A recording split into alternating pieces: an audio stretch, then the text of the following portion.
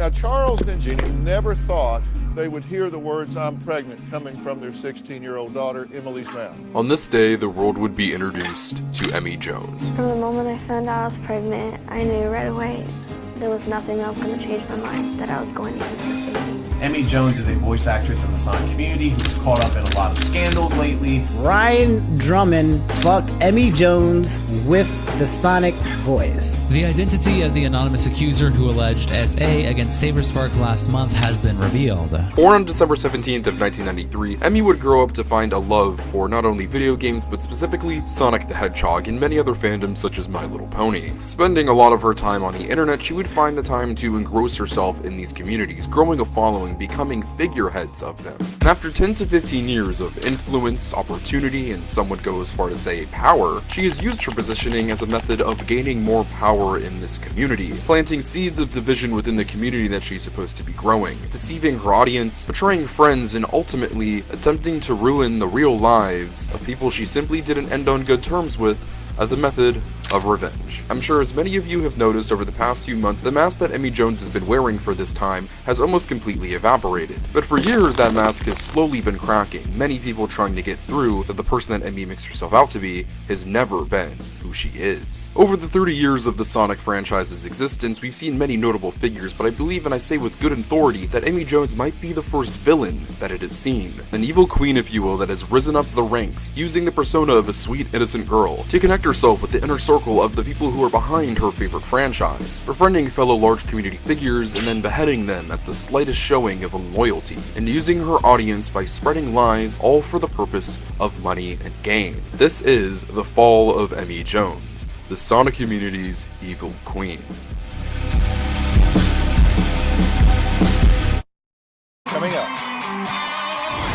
Let's do it. Dr. Phil is a unique place for a Sonic influencer to first make their appearance. Naturally, it's usually through YouTube videos. But at the age of 16, Emi Jones would become pregnant with her child, a decision that her family was not happy about. They would then write into Dr. Phil, a very famous show where he gives advice to young children and families who are going through their own family problems. They went this route instead of seeking out a private professional. I think it should be stated first up that Dr. Phil is a terrible, awful show. While there are some true characters that have graced this screen, and that too deserve to be called out for being awful children, Emi, along with a lot of other kids on this show, are just confused and lost teenagers who are being humiliated in front of millions of people on national television. And Emi was one of these kids who decided herself that she did not want to abort or give her kid up for adoption. At the age of 17, she would eventually give birth to her daughter Lucy, and I just want to state this here, we will not be discussing her child for the duration of this video. Not only does she play little to no role in the story that we're going to be telling, but also in any of the drama or controversy, but let alone that, she is a child and does not deserve to be drug into this. But after these events, she would go on to live a relatively normal life, graduating high school, which she previously thought she wasn't going to be able to do as a teen mother, as well as working jobs. Things were pretty normal at that time. But this is around the early 2010s, where the internet is really properly getting started, more specifically, the social media age. YouTube is already at this point an established veteran website on the internet. Other social media sites like Facebook, Twitter, Instagram, it's becoming incredibly easy to share yourself and your interests, which Emi developed a lot of. As a child, she gravitated towards a lot of different brands, but two stuck out in particular: Sonic the Hedgehog and My Little Pony. The latter surprisingly being what kicks off this downward trajectory. She became very engrossed in this community. In the early 2010s, more specifically 2012, My Little Pony really took off. My Little Pony. This cartoon about pastel ponies has developed a cult following. In 2010, My Little Pony Friendship is Magic would debut on the Hub, which would later go on to be rebranded as Discovery Family. The show would run for almost an entire decade, and would go on to be one of the most defining cartoons of that time, rebirthing what was essentially just a glorified toy line into a pop culture juggernaut, specifically having a grip on the internet. Communities would be born across the various social media platforms we discussed, eventually cultivating in actual real-life conventions taking place, all completely completely being fan-run. After starting up podcasts, doing music covers, and engaging with fans on social media, Emi Jones would go on to be one of the most well-known people in the My Little Pony community. And even if you don't know much about My Little Pony, I assure you've almost certainly heard the term brony. This is a term largely used to define male fans of the My Little Pony franchise, which was an extremely fast and large growing demographic thanks to the recently released television show. And another large prominent creator would rise amongst the My Little Pony community around the same time as Emi, that being none other than YouTuber SaberSpark. Around this time, SaberSpark had a decent following, around 20 to 25,000 subscribers, which around this time was a solid number to have on YouTube. But today, in 2025, SaberSpark is one of, if not the biggest animation-centric YouTuber on the entire YouTube platform, sitting at over 2 million subscribers, pulling in absolutely monster views. But back in the 2010s, things were a little more modest, and the two would eventually meet and become friends in the summer of 2012. The two would speak on Skype quite frequently, mainly about the show, keeping things relatively friendly, but eventually things got personal. The two were discussing their normal lives, and the fact of Emily being a mother was brought up, and how she was no longer with the father of her child. The father of this baby, who by the way is broken up with you, right? He's gonzo. He's just moved on, but you think he still loves you.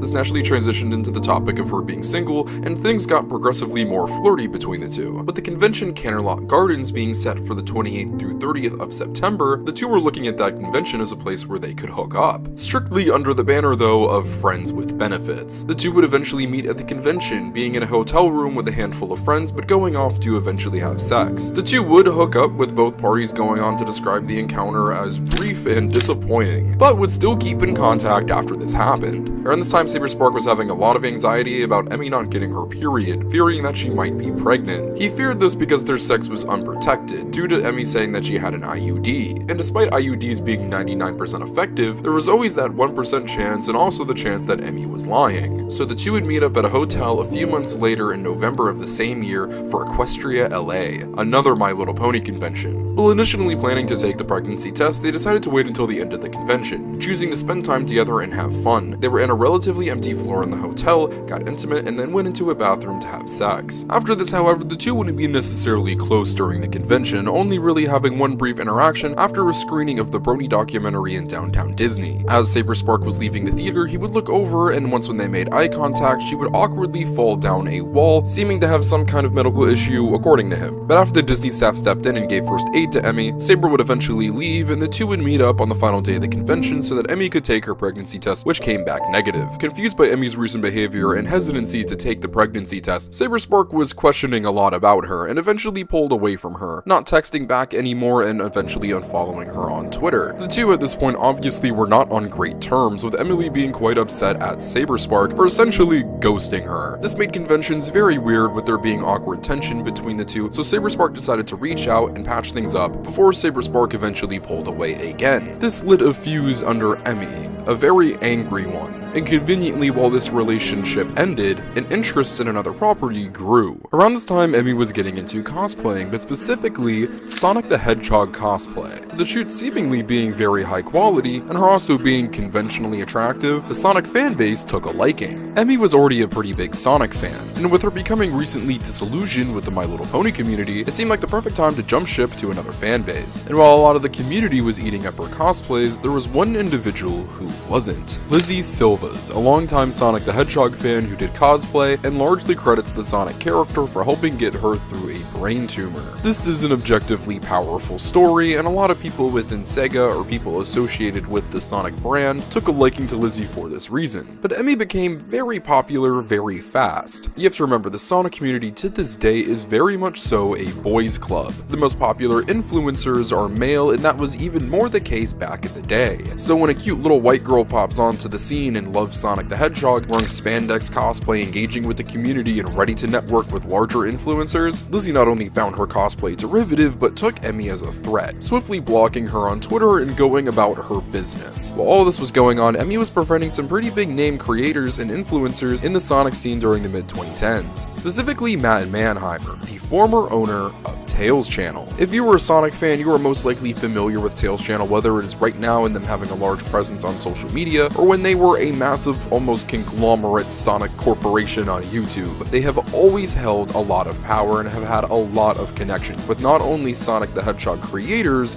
but Sonic the Hedgehog itself. After creating ties with many people associated with Sega, Matt would go on to become the social media intern for Sonic the Hedgehog under Aaron Webber, the former social media manager for the Sonic the Hedgehog franchise after the company went through a restructuring. Aaron was much more than just the social media manager for Sonic, however, almost completely redefining the character's identity in modern pop culture zeitgeist around the mid to late 2010s as a self-aware, meta-contextual character, which had a lot of fans laughing and a lot of people looking disgusted at what they were trying to turn the Sonic franchise into. He was a part of the pitch team that presented Takashi Iizuka's Sonic Mania, the best received Sonic game at the time since Sonic Adventure 2, and also held a meeting with Jeff Fowler and Tim Miller, which a lot of fans speculate was the moment that they decided to change the movie Sonic design, which went on to reshape the franchise forever. This is an important man, and he will be playing a role very soon. Life was pretty good for Emi.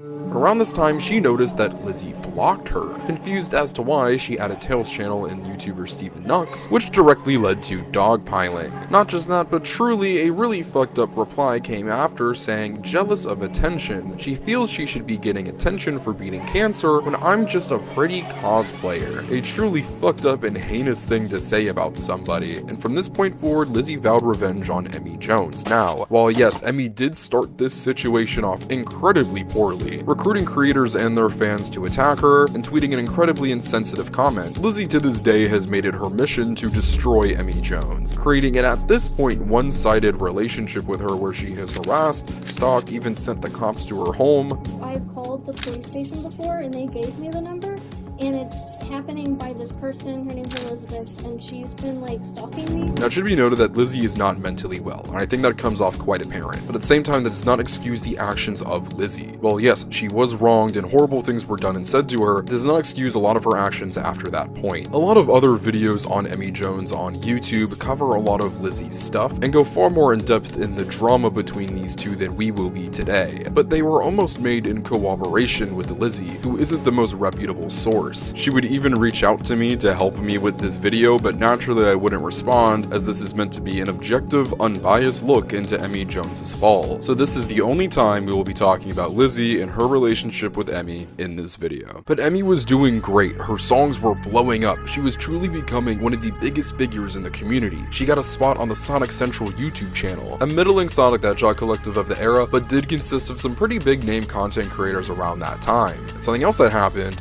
that she became the Sonic community's most eligible bachelorette. I'm sure you all have been waiting for it. Emi is most known for sleeping with former Sonic voice actor Ryan Drummond. A little background on Ryan, he was Sonic's first video game voice actor starting in 1998 with Sonic Adventure all the way up until 2004 with Sega Superstars. By this point, he was already over 10 years removed from his tenure as Sonic the Hedgehog, and despite being very young but still around the scene at that time, I can tell you he wasn't incredibly involved with the fan base just yet. Not until 2020 did you see these former voice actors popping out at conventions, doing signings and interviews, so them not only having a relationship, but a relationship this intimate was definitely a novelty at the time. Outside of the fact of a former official Sonic voice sleeping with a fan, the biggest controversy that arose from this is that a lot of people put this under the category of an affair. At the time, Ryan Drummond was indeed married to his wife, with his wife not filing for divorce until 2018 and it being finalized in 2019. In 2016, Emi Jones claims that they were simply separated. When you and your partner fully agree to separate from each other and that your marriage is essentially finished outside of court, it does not fall under the guise of cheating. You both have mutually agreed to go your separate ways, but due to Ryan and his wife having multiple children, this made the divorce more complicated, which made it take more time, and notoriously, divorces that include children extend the process exponentially. As a child of divorce myself,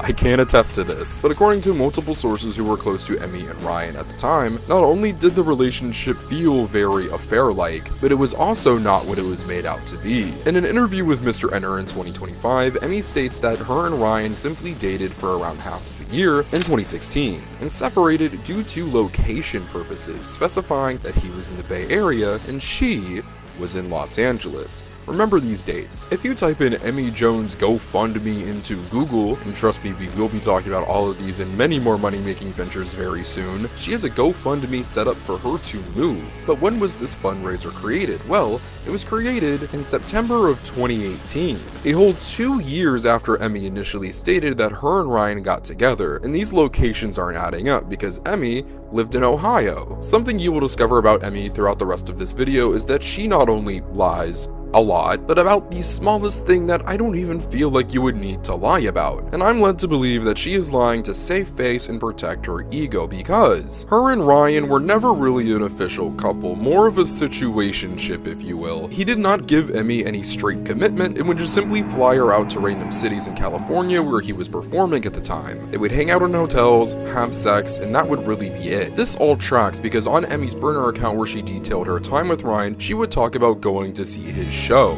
Emi by no means was living in California in 2016 when the relationship was occurring, which was only described as occurring for around a few months, before Ryan initiated ending things and they both mutually agreed to go their separate ways. So her saying distance was the issue is not just half, but maybe even just a third true. Distance was a problem, but also she was living in Ohio, and also they were never really a defined couple. If this relationship was not an affair, there was nothing necessarily weird or immoral here. This is just two adults trying to figure their way around a weird, complicated relationship. I kinda hate that this is the #1 thing people talk about when it comes to Emi Jones because it's usually just boiled down to, haha, Sonic's former voice actor slept with a fan voice actor who's like 20 years younger than him. And also, you know, they use the voice. Only God knows why somebody would be attracted to the sound of Sonic the Hedgehog while getting their back blown out, but the last thing we do on this channel is kink shame, so if that's what she's into, that's what she's into. At surface level to a normal person brain, this is really just two people having sex. If this truly was an affair and Ryan and his wife were separated, and frequently whenever this comes up, this is used as a smokescreen that covers up bigger controversy that comes later down the line with Emi Jones, but unfortunately for us, her love life isn't done just yet. Once when her and Ryan separated, she must have gotten really into voice acting. Around this time, Emi was becoming just as well known for her Tails impersonation as she was for her song covers. People doing Sonic voices is nothing new, as there were a lot of prominent people doing voices of characters around this time in different fan projects. One of those people was named the Blue-Eyed Fox. They were set to appear in Sonic the Wrath of Nazo as Tails, until they were replaced by also Emi Jones. This is because at the time, Spirit of the Blue, the voice actor for Sonic in Sonic Wrath of Nazo, and Emi were having a situationship of sorts. Their relationship was incredibly behind the scenes and not incredibly well defined, but it is largely believed that Emi was using her position with Spirit of the Blue to replace the Blue-Eyed Fox as Tails in Wrath of Nazo and taking a job away from a veteran Tails fan voice actress. Her intimate relationship with Spirit of the Blue isn't necessarily the story here. It's her using this relationship as a way for her to get a leg up in the community and purposefully taking food off the plates of other people. But to be fair to Emi, she was a very good Tails voice impersonator, and this helped her with a lot of connections with a lot of popular Sonic VAs, including Ryan Drummond, Pete Capella. You might know him from voicing Silver in Sonic 06, where you can see her hanging out with him while he's playing his guitar. She would become involved romantically with other community figures, whether it be proper relationships, hookups, dating, situationships, or simply leading them on, sometimes for the purpose of simply liking somebody and wanting to see where it goes, or for other ulterior motives. We're not going to speculate on any of these people unless it's public knowledge or I have gotten confirmation from sources. We're not going to speculate if Emi Jones got with Jason Griffith's dad, but somebody we know that she flirted with, or rather led on, was the member of the website and organization Sonic Retro. I will not be specifying this person for privacy reasons. As you'll come to see in future controversies that we'll get into, harassment from Emi and her audience plays a big role and is obviously an awful thing to do, and the last thing I want to do is incite more harassment from those people. So when something is not entirely public knowledge, please understand when I choose to exclude their names.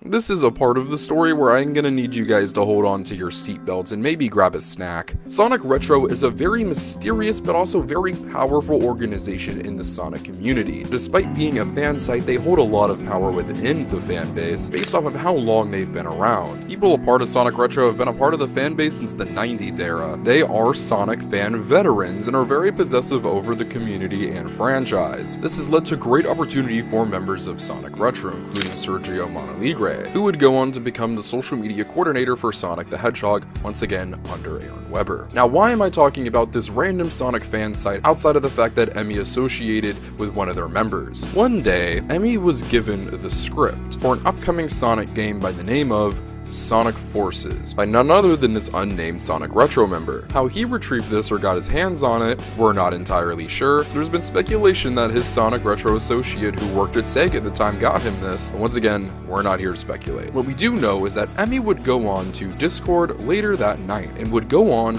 to leak this script. For those around the Sonic community at the time, you would remember Sonic Forces script being leaked. And yes, it was from none other than Emi herself. This was a draft from 2016 with notes given from somebody with the initials of AW. Somebody around that time that shared those same initials was Aaron Webber, someone that Emi recently became very close to, thanks to her connections with the aforementioned Matt Mannheimer of Tales Channel and Sonic Retro members. And not only did Emi leak this script, she leaked this script from Webber's apartment. And no, not just because they were friends, Emi and Aaron were seeing each other at the time. I'm gonna fire over an allegedly here for legal purposes, but as you're seeing on screen right now, I have multiple testimonies from people who were close to Emi and Aaron at the time. Now, this is one of the most well-known secrets behind the scenes in the Sonic community amongst larger influencers. It just hasn't come out because I don't feel like there's been any reason to, but when you're making an expose on Emi Jones, now kind of feels like the right time. Many people wonder why Emi was given so many opportunities with Sega, how she became so closely associated with the company. This is a large reason why. Her having a sexual relationship with essentially the head honcho of the Sonic brand in America around this time allowed her to get her quote-unquote foot in the door and make a lot of connections with people at Sega. She did an entire promo video for Monopoly Gamer's Sonic Edition, something really no Sonic creators were doing around that time. Being given opportunity by Sega, it was really rare, excluding being given positions at the company. At this point, Emi wasn't just a rising star in the Sonic influencer scene, she was one of the biggest faces. A lot of that power was acquired through interesting means, but in this point in history in the late 2010s entering the early 2020s, Emi was now one of the most powerful figures in the entire community. And how would she use her power? Well, unfortunately, it's all downhill from here. Throughout Emi's time in the community, she's had many issues, whether that be her health, her needing to move, her mom needing a dog, but how do we usually know about that? Her seeking financial help through her audience. Now, don't get me wrong, when you have nowhere to turn to and you have a platform, you might as well use it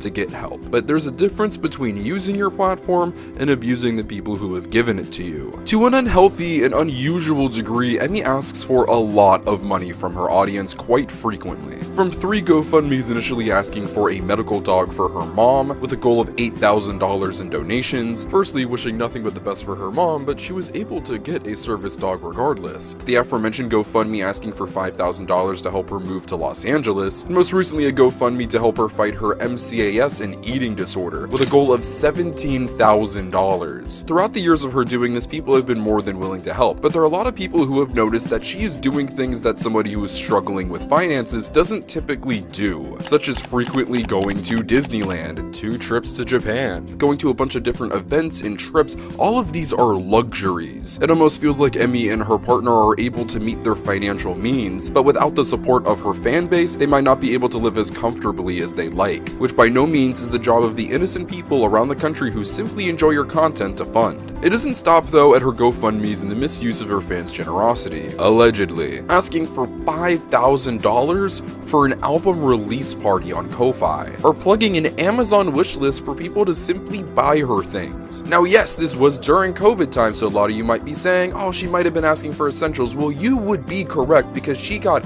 Sonic Legos and toys, only the essentials, frequently plugging her Ko-Fi, asking for just random donations on a whim, such as funding migraine glasses. There's a term for this: e-begging. Emi is an e-beggar. A lot of people, including big figures in this community, have problems, go through things, have health issues, including myself. But in my time in this fan base, I have not seen somebody ask their community so much for financial backing for the smallest, most minute things. Maybe it's the way I was raised, but I was never taught to ask for handouts. And I was especially not taught to take that money that generous people gave me to turn around and use it on luxury. Now, it doesn't stop stop there, unfortunately. It actually gets worse. Emi Jones has a Patreon, of course, why wouldn't she? Where she is currently making over $400 a month. It was higher, of course, at one point, that she hasn't updated since August 3rd of 2024. The purpose of Patreon is to supply your fans with content, whether it be exclusive content, early access to content that will eventually become public, behind the scenes updates, what have you. But to sit there and collect hundreds of dollars from your fans and supplying them with nothing is insane. But maybe Emi doesn't view it that way, because they are still gaining access to something. Her Discord. Emi Jones has a Discord server where she is active in, but this isn't your typical server where fans of someone's content can come together to meet new people, bond, communicate, share interests. No, this is very close to, and I'm really trying not to be hyperbolic, a cult, where Emi Jones is the queen and her little Patreon minions will do what she wants, whether that be supplying her with a free Nintendo Switch 2, because. Or how about when she gave out Valentine's Day cards that were $15 each? Naturally, she started doing this little money-making scheme around February, consistently fear-baiting her fans into her taking a loss on these cards if they don't sell enough, so people bought multiple, just for months and months and months to go by until late July of that year, where she makes an announcement tossing all the blame onto her partner that he forgot to ship them. And I guess he must have forgot again, because people didn't start receiving their cards until the following year of 2025. A whole year for people to receive Valentine's Day cards. Even friends of hers, get this, or supporting her financially, giving her close to $1,000, helping her pay for trips, meals, all of this. $10 to $25 tarot readings? Here she is fear-baiting a fan that anonymously came forward to me about how she needs money because her power is about to be shut off. He sent her money numerous times through PayPal, and when her attempt at a $450 cash out didn't work, she simply tried to just get off with a 30. This is not normal behavior. I don't care what way that you try to paint this, this is clear financial manipulation of her audience and makes her GoFundMes all that more sketchy. Remember though, money isn't all that matters to Emi. It's also power. Her Discord has been turned into a battleground, a dictatorship, where you must, as a fan of her, build up the social credit to be one of her favorites, and if you don't, you are simply treated as lesser. A big part of this is being as hateful as she is. Emi, at her core, does not like the community that she is a part of and profiting off of. More specifically, the larger influencers and creators that she shares the scene with. It's been said that she had a whole entire hate campaign against Sam Procrastinate, where none of her audience would be able to say anything positive about the man or his content. Why is this? Because he did not personally come out and use his platform to publicly defend Emi during one of her controversies, which, let me remind you guys, is not the job of Sam or any content creator to do when somebody gets into a scuffle. She also has specific vendettas against Fidel of GamesCage and Tails channel, and for those who are not aware, hasn't been run by Matt Manheimer in around 10 years at this point. And I swear that this is not the purpose of me making this video, but shocker, she really doesn't like me, having her crew go to the staff of Sonic Revolution to have me removed from the event in 2023. And once when that happened and caused issues, she of course shifted all of the blame onto her friends. Sound familiar? Keep in mind, up to this point, we never interacted. Ever. This woman is a whole 10 years my senior. I don't know why she cared so much I was there. I'm sure there were many people at Sonic Revolution who saw me and were like, oh, I don't like SpeedSuperSonic, and then went about their business like a normal person. And I'm sure there are many people on the internet right now who see content creators like Sam or Fidel or myself, and they do not enjoy us, our personality, or our content. But you know what they do? They go about their business and do their own thing and enjoy what they enjoy. They do not create and encourage hate campaigns against us. They do not have us physically removed from events where no trouble is being caused at. Emi actively makes the lives of us creators worse in this community, all because she's an incredibly angry and vengeful person, and only has become more so over time. It has been reported by a former friend of hers that she would simply sit in her apartment and hate watch other creators' videos who she personally didn't like. It made everybody incredibly uncomfortable and really opened the eyes to who Emi was becoming. I needed to get a lot of that stuff out of the way because this next segment of the video is going to get a lot more serious, because we're going to be diving into some very serious topics. So I'm going to put up a trigger warning for the following: grooming, sexual assault, harassment, and rape. If any of you guys have heard this before,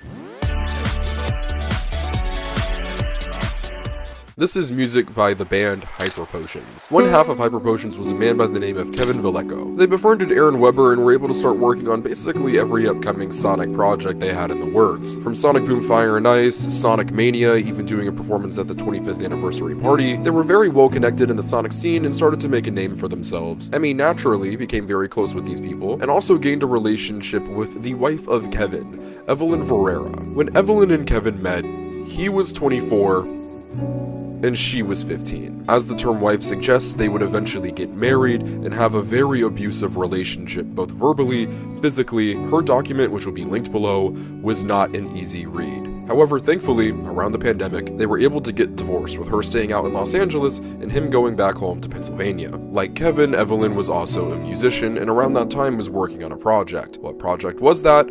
Sonic and Tails R. Sonic and Tails R is a radio drama created by Emi Jones that is mainly known for starring some very big names in the Sonic voice acting scene, such as Ryan Drummond as Sonic, Jason Griffith as Shadow, Mike Pollock as Dr. Robotnik, which there was drama about a pay discrepancy, but that quickly got resolved, so we'll be breezing over that. The first episode was even featured on the Sonic the Hedgehog official YouTube channel's fan spotlight page. Emi was at least somewhat aware of the issues that Evelyn and Kevin were having, even being the person to tell Evelyn to speak out. But when Evelyn would eventually resign from working on Sonic and Tails R, she would go on to be replaced by Kevin. Her groomer, her abuser, the worst thing that really ever happened to her, all hidden under his Push Pause moniker. When Evelyn eventually spoke out, Emi would too, claiming she didn't know the extensive history behind their relationship. And I'm sorry, I find that very hard to believe. You're telling me that this couple, who you were closely associated with, the topic of their ages and age gap never came up. An age gap, which let me remind you, is 10 years difference. And regardless of when Emi and Evelyn met, she would have been significantly younger than Kevin, not just in number, but by appearance. I would think it's weird if my fellow 22-year-old friend decided to date an 18-year-old girl fresh out of high school, let alone someone significantly older than that, dating somebody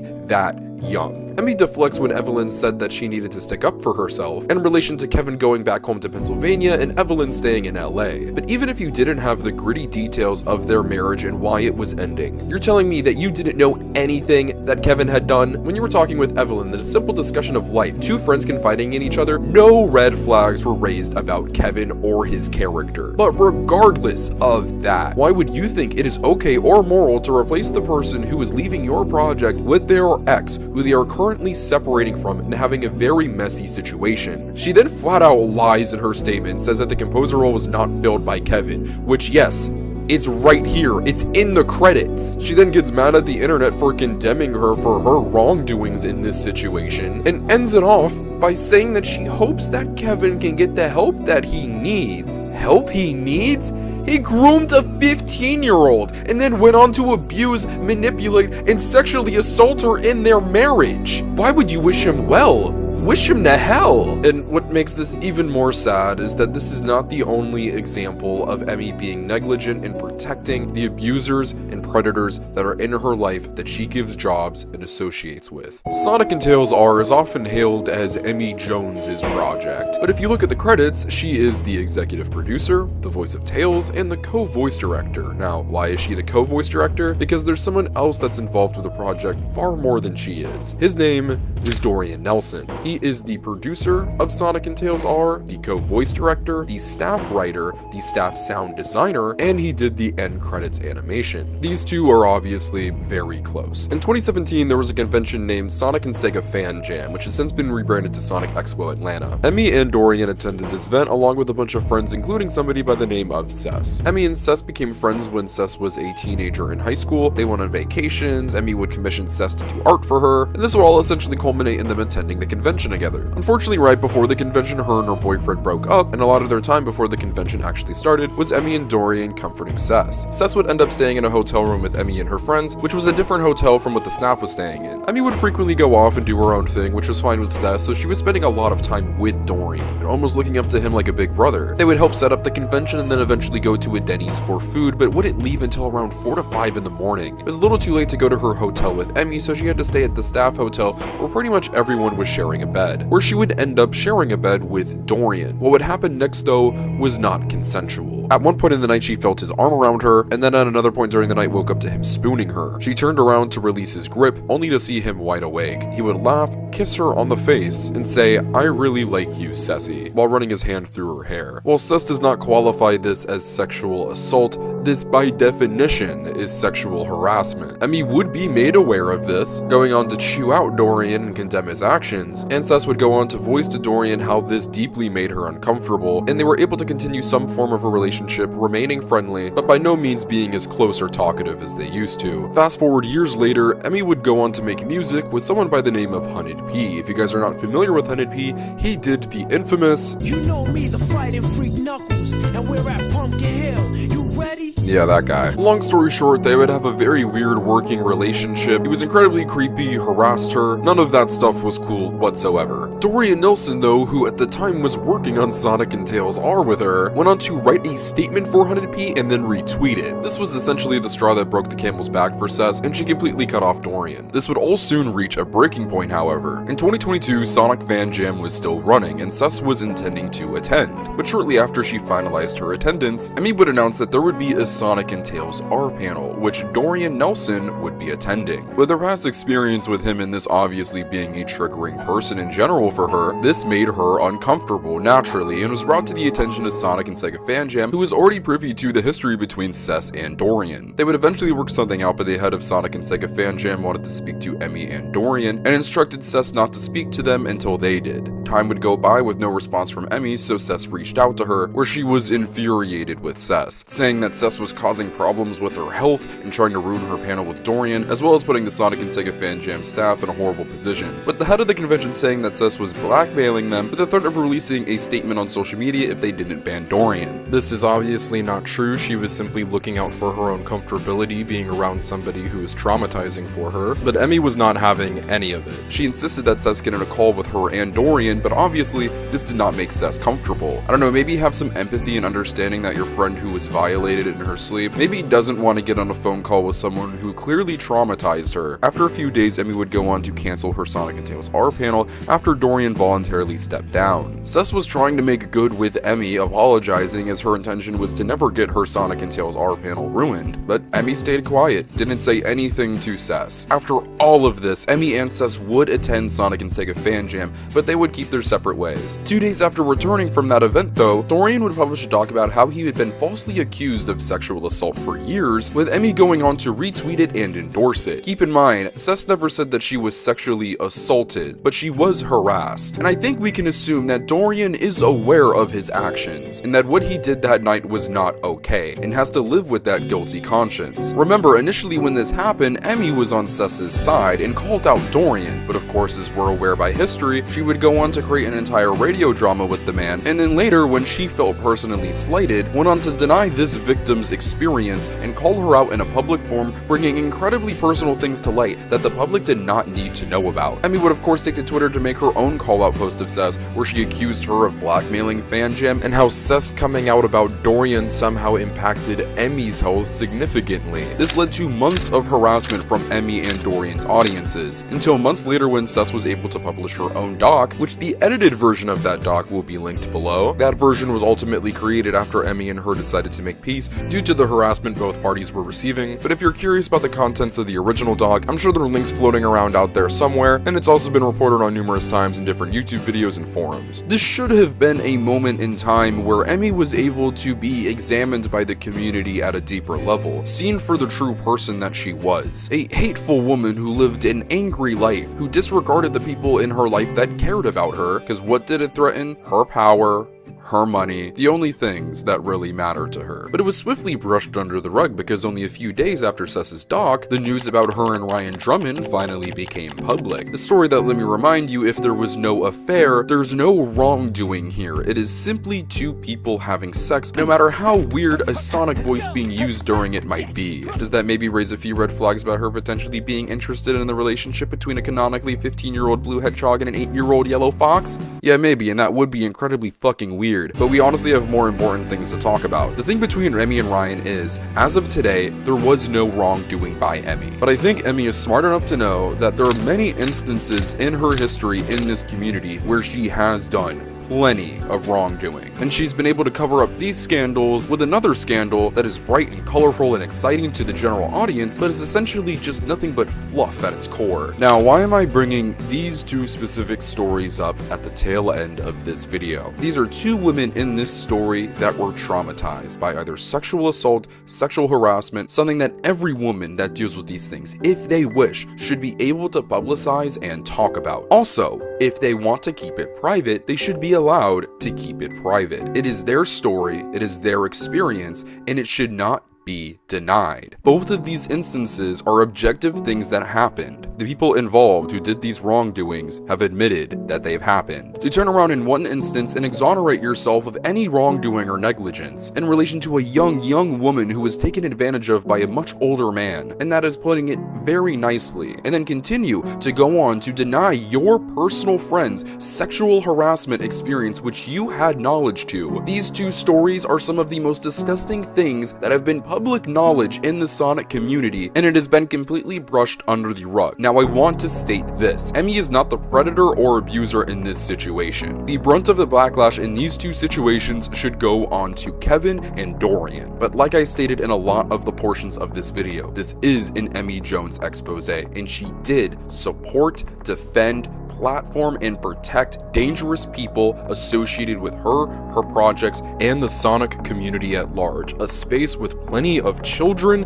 and women. And this transitions us perfectly in how we got here in the first place. Let's rewind all the way back to 2012. You remember this little relationship right here? Well, now you do. Well, for over a decade, we had no idea that this relationship existed at all, until it was brought to light in 2025 by somebody anonymous. This anonymous person is accusing SaberSpark of rape on not just one, but two occasions at two My Little Pony conventions, one being Canterlot Gardens and the other being Equestria LA. And with this being a first-hand recounting, yes, this anonymous person is Emi Jones. In the testimony, it's almost described like they had zero intention of having a sexual relationship leading up to that convention, with him using the power dynamic of her being a freshly 18-year-old fan and him being some big popular online influencer. Keep in mind, he had 20 to 25,000 subscribers at the time, much different from the 2 million he has nowadays. She makes their first encounter out to be entirely unconsensual, which would essentially make this rape. It's painted as if this came out of nowhere, despite there being instances in her own testimony where she describes having a crush on SaberSpark, as well as him being aware of this. She would then go on to detail her next encounter, where all of the cracks begin to form, recounting them being in an elevator where he forcefully shoved her against the wall and shoved his tongue down her throat. She then says they'd proceed to go right back down exactly to where they were, to then go into the bathroom for oral sex. In text messages, she describes going down to a basement area where there was meeting rooms and a carpeted area. But not only did SaberSpark state that this occurred in a lower gym area floor, but the hotel would go on to confirm SaberSpark's recollection of the location as correct. But not just that, why would they go down, to then go back up, to then go back down again? In Emi's original testimony, she makes this out to sound like it was the last time they ever interacted, that what happened was so horrific that she pulled back and never attempted to speak to him again. If you're paying attention, this is a very twisted, different, evil version of what we described earlier in the video when we talked about Emi and Saber's relationship, and that's because this is exactly what it is. This is a lie. Now, obviously, after discussing two past instances of sexual assault or harassment experiences, I'm not just going to blindly deny somebody saying that they were raped. But once when this was published, us not knowing that this was Emi, SaberSpark was torn to shreds. The narrative of him being a rapist spread like wildfire. You can deny all you want, which is what SaberSpark did. But if you don't have evidence, you're kinda fucked. So what did SaberSpark do? He sifted through old computers, multiple telephones, spending hundreds of dollars to find text logs, and he did. And it disputed everything Emi said. That doesn't sound like you immediately retreating from somebody and being so traumatized by your experience with them. What it actually sounds like is that according to her ex-boyfriend Solrak, being unfollowed on Twitter at the time was like the worst thing somebody could have done to her, and that when SaberSpark did this not one but two times, remember, somebody that she really cared about and had a sexual relationship with, irked her beyond belief. and would go on to hold a vendetta for years before inevitably attempting to destroy his life with false rape claims at a petty attempt for revenge. I'm confused, I'm sure you're confused, so many of us are just asking why, but I have a different question. Here's the thing, the really sad thing. Emi Jones, not only in this testimony, but on multiple occasions, has stated that she has been the victim of sexual assault in the past. I am a person with a believe all victims mentality. I hurt for her, I feel for her, I not only empathize with her, but I sympathize with her. I obviously cannot do that with the Saberspark story because there's objective proof she lied. And even if she might still have a very frequent track record of lying, I am still not going to deny the other experiences that she references, and I hope you guys don't do the same. The reason she claims she wanted to do this was to prove to herself that she would be able to speak up. She claims she spoke up anonymously to avoid harassment, but I think we have a lot of room to believe she did this because she's Emi Jones, and if she were to come out with this claim, which is false, it would have lost a lot of credibility and people wouldn't have taken it nearly as seriously. Also, another part of that reason in reality is because she knew she was lying. If Emi Jones wanted to speak up about her history with sexual assault, why didn't she talk about her actual stories? It would have been an incredibly powerful and humanizing moment for Emi Jones if she actually talked about her experiences with sexual assault. Something that not a lot of people in this community do, getting that deep, getting that personal. Because the unfortunate reality is there are millions of people in the world and in this community who have dealt with that and continue to do so to this day. And putting that story out there and how you ultimately overcame all of that and managed to have a child and find success despite all the hurt and pain, letting those people know that they're not alone, it would have been, frankly, one of the most beautiful things this fanbase ever saw. But instead, she committed one of, if not her most heinous act, lying about a man that you had an intimate relationship with who happens to be a public figure, and using that as an attempt to take everything away from him and ruin his life. All because you were slighted 12 to 13 years ago. And if Emi truly cared about sexual assault survivors so much, why is it that on 2 separate occasions, 2 friends, 2 people who were close to her, were treated by her the way they were? One that came to you privately about their experiences, and then you went on to replace them in your fan project with their abuser. And then another friend of yours who was taken advantage of in her sleep by someone that you would go on to create an entire radio drama with, and then go on to deny her experience after knowing damn well it was true, and then sending harassment her way for months, which almost resulted in her taking her life, all because her trauma was an inconvenience to you. I don't think Emi cares. I don't think she cares about anyone but herself. The same woman that's claiming she wants to be an advocate for sexual assault survivors and standing up for yourself, denied other people's experiences, brushed it off to the side, and then went on to lie about her own. And as I'm sure you know, when you lie about sexual assault, it only makes it harder for people who are coming forward about their experiences to be believed. She would respond to this with blanket definitions and zero evidence of this ever happening. You can talk about your medical conditions, you can talk about your mental illness, but it's not an excuse to act like a bad person and to commit the evil acts that she has. And Emi, after all of these years of this behavior, and being at the age of 31 going on 32, I don't think she can change. After all of this came to light and she naturally got ridiculed, she might have ran off of Twitter, but she's doing fine. She's going to Pokemon World Championships, smiling ear to ear, having a blast. But meanwhile, all the people that she's affected, they're still picking up the pieces of their life after she came in like a bull in a china shop. She doesn't care. This is who she is. This is Emi Jones. We have now reached the conclusion of this video. After almost damn near an hour, after everything we've gone through, where do we go from here? I strongly believe Emi Jones is a danger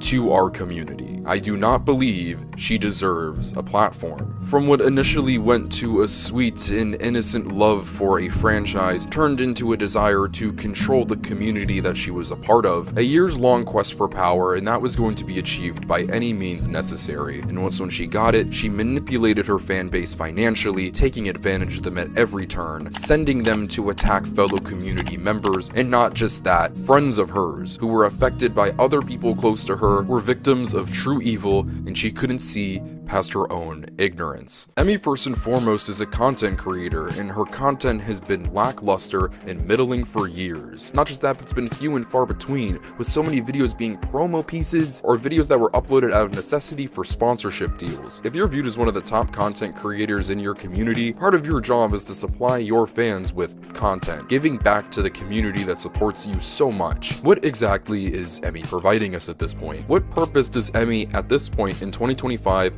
exactly serve the Sonic community? Because for the past few years, it feels like it has been nothing but drama and nonsense. You know what persists?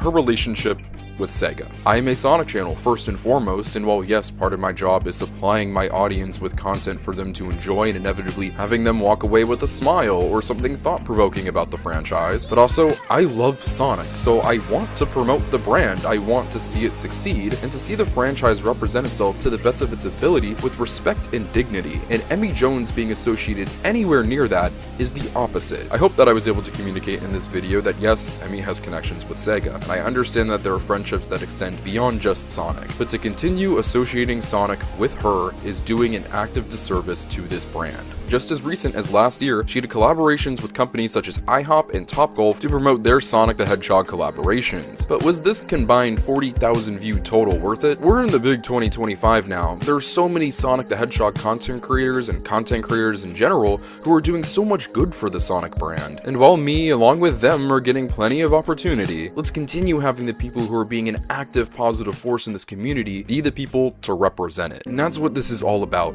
Community. Every once in a while, there will be people who come around for ulterior motives, but this community has proven to be a bright, beautiful playground where anybody can do anything they want, create any fan game, create some of the most beautiful art, create in-person community spaces where everybody can feel loved and accepted and maybe at home for the first time in forever. And that is what this is about. It's not about the money, it's not about the power, it's about me and you existing together in the same space and enjoying the things that we both love. So please, to everybody watching this video, and even Emi, choose love.